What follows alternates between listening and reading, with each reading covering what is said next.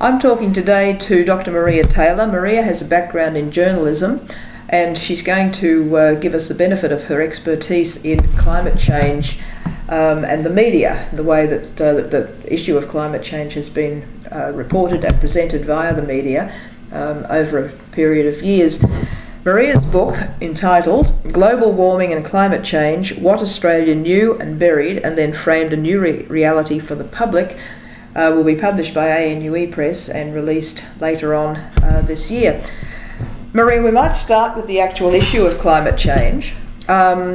With some of the presentation of climate change in the popular media, we could be forgiven for thinking that it's brand new, but how long has this issue been with us? Well, if you're talking about the science, generally it's described as starting in the 1890s, quite a long time ago, when a Swedish scientist named Arrhenius discovered that burning fossil fuels could raise global temperatures. And from there was a complex multidisciplinary discovery path throughout the whole of the last century that led to the present day understanding that human activities are changing the atmosphere, and with the warming, what they used to call for a long time the greenhouse effect, or enhanced greenhouse effect on the planet. So by the 1980s, when I started looking, I didn't start looking in the 1980s, but that was the period my research was covering, from the late 1980s on. So by that time, we had a pretty good understanding of the causes and effects, and those were laid out in the first 1990 IPCC report, which we tend to forget about, that we've had IPCC reports every 5 years since 1990 talking about this issue. And that report said in very plain language, we are confident there is an overall warming effect, and that human activities by burning of fossil fuels are the cause. And so that was pretty unequivocal. And unfortunately, that language later in later reports dropped back to much less transparent and much more technical language, which also became a problem in public understanding, and perhaps the confusion or the sense that we don't know much at the moment. Yeah, so that was sort of the... So with the issue going back as long as it did, when you were doing your research, what did you learn about Australia's early understanding of climate change? Okay, well, my study yielded hundreds of Australian media articles from the late 1980s into the early 1990s, just hundreds in a fairly short period, in a 2 to 3 year period we looked at. Which gave a fairly compelling record of what the public knew, what the politicians knew, what the media knew in that time about the risks of global warming, and those stories were couched about weather events, public health, biodiversity, effect on Pacific islands, effect on Australian coastal communities. We were already talking about sea level rise, and on society in general. There were articles even of the effect of climate change on gardening or holidaying in the Maldives. So there was a lot of talk about climate change in that time. And amazingly, human responsibility for this enhanced greenhouse effect was a given in every article, in every government document, in Senate investigations, and in every popular science book from that time on climate change, and there were quite a few, that we knew that it was just a given that humans were causing this thing. And also the other interesting thing from that time is that all the response measures that we talk about today, starting with efficiency, which was very much on the agenda then, efficiency in every sector, but also every other thing that we talk about today, emissions trading schemes, carbon tax, they were all on the agenda and being talked about as early as the early 1990s. Yeah, wow. So what happened then? So that was the early 90s. Yeah. Were there shifts then? Yeah, well, what happened was that gradually this very good understanding and will to act And, you know, remember, well, almost nobody remembers, but we did have an emissions reduction target, a national emissions reduction target at that time. Gradually that good understanding was overtaken by a huge case of uncertainty, doubt and ignorance, and this was closely linked to a changed narrative which this our society was being presented by both politicians, political leaders. I say politicians, but it's really, you know, we really listen to our leaders. Yeah, not so much just the politician. Just any old politician, and the media. And so the story was changing basically, and a new normal was being created that we all started to accept as reality, that this was very confusing, that this was very doubtful, that there was this huge debate going on. And the other thing that happened is the story became political rather than a science story about risk to everyone in society. And then another important fact we should remember, though, that went on from the good understanding to the, you know, what happened in the later 1990s, is that, and right up to the present, is that the science didn't really change. The science stayed consistent in its reporting about causes, effects and risks to the whole of society. And this can be seen in successive IPCC reports, which you know you can download from the internet, all of them. So we've not been on a one-way trip from less good understanding to a really much better understanding, particularly on the subject of human agency. In fact, the opposite has been the case. We've gone from a better understanding to a very confused so discussion. The waters have been seriously muddied here. Yes. So what was the role then of communication in the role of what we believed and how we believed it? Well, on the political and media front, climate change communication was really manipulated, you could say, over a 20-year period, both probably deliberately and also because that's what people believed, you know. And that really gets to another key point about that change that happened in the 90s, because it became very much a story, as I found it, about ideas, beliefs and values. And they changed, and with it became the narrative about climate change changed, and that was reflected in how we talked about it. So the story changed from a science story that was very important to this political and economic story, and that pushed. It pushed sort of the concept that this was something that was happening to all of us to sort of a fringe issue, and particularly as scientists became less the source for for journalists talking about climate change, the sources sort of shifted to more to NGOs, to the conservation groups, and these were then framed as these greenies who were trying to hurt our lifestyle and trying to hurt that they were against the national interest, and that you had to translate as my interest and your interest and every family's interest was, this was how communication was manipulated with this sort of framing and use of metaphors. So essentially the issue was being marginalised from mainstream science through to fringe-dwelling green groups.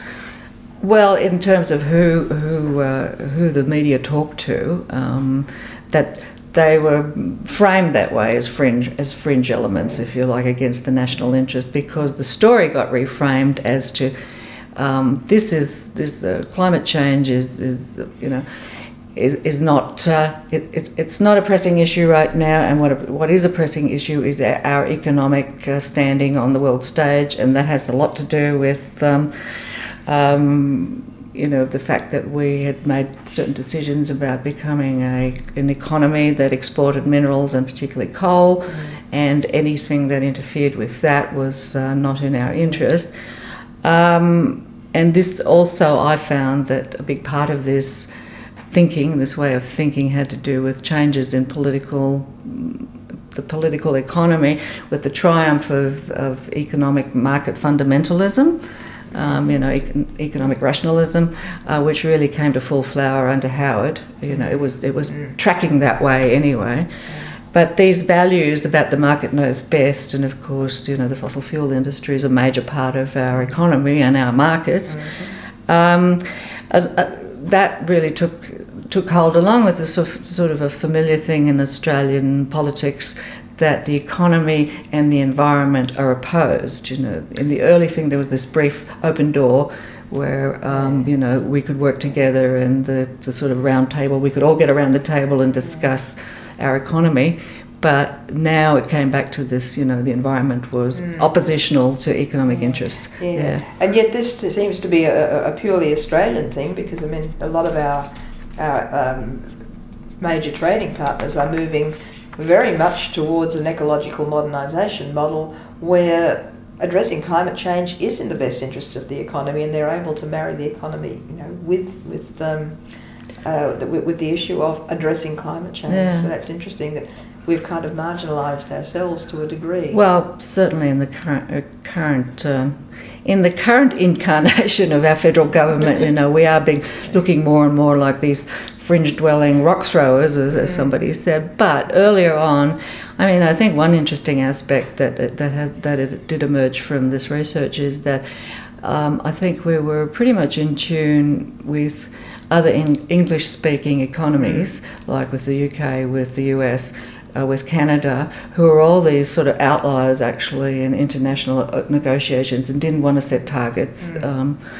And that a lot of this had to do with that we had the similarities in sort of the value structure in the economic, as I said, that sort of market fundamentalism had taken hold in all these countries, so very similar values, stopped all these countries from really taking action that was meaningful. And, you know, you're still seeing it today, even in the United States, at a national level, whereas some states are doing much better, but not so much. So I think it has been sort of pointed out that it's sort of this English, you know, the English-speaking countries actually had a similar trajectory on this. That's interesting. Yeah.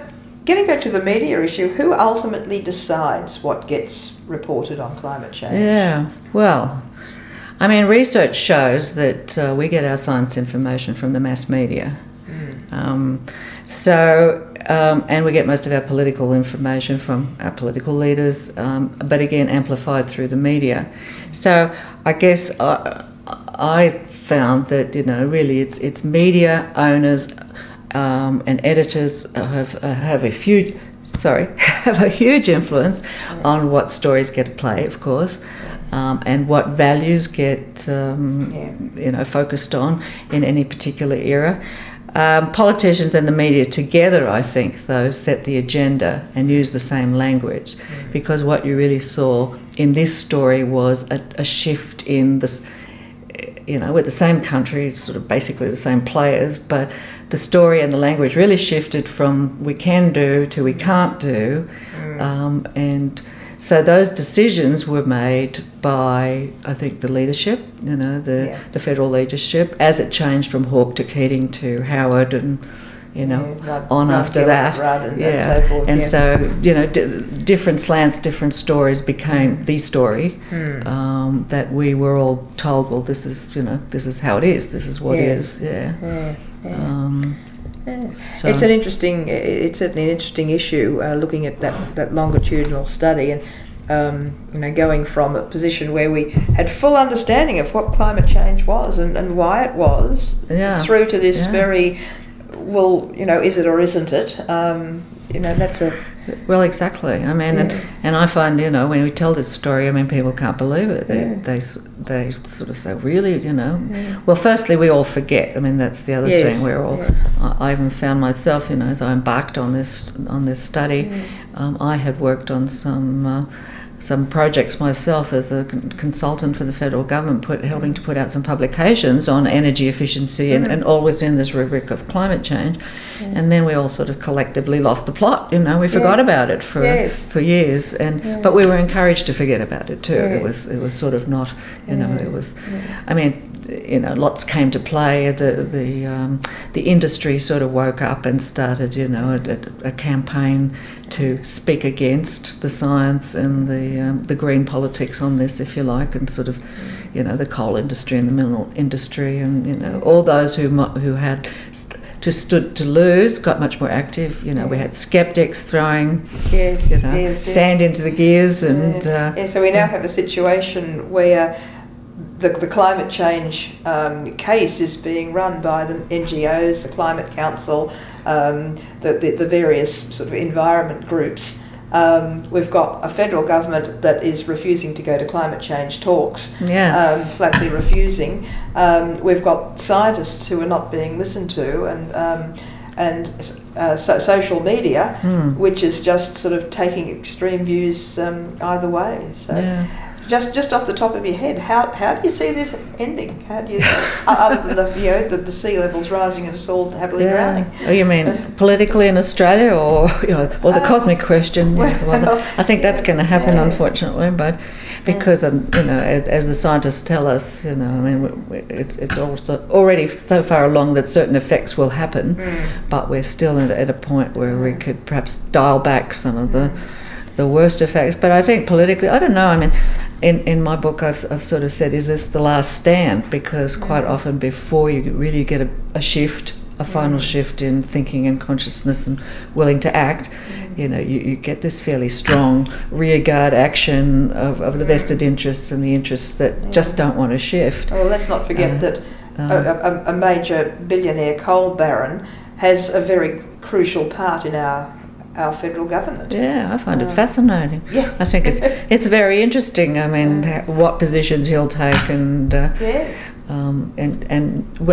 the other thing. I mean, maybe the market is finally going to come good for us, because I guess you just read recently that China's just perhaps going to stop buying our dirty coal, because our coal, both on quality and on quantity. It's quality. It's ash content. It's content and sulfur content. Yeah. I think are the two issues, and China's not going to use that particular coal because they want to reduce their emissions. And also they just want to buy less coal.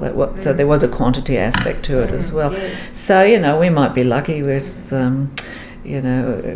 up north with that huge project and the dredging, and that the market may just stymie that. So it's possible. So I'm hopeful. I'll count on the market this time. Thank you, Maria. Well, thank you. Good. Yeah. Okay.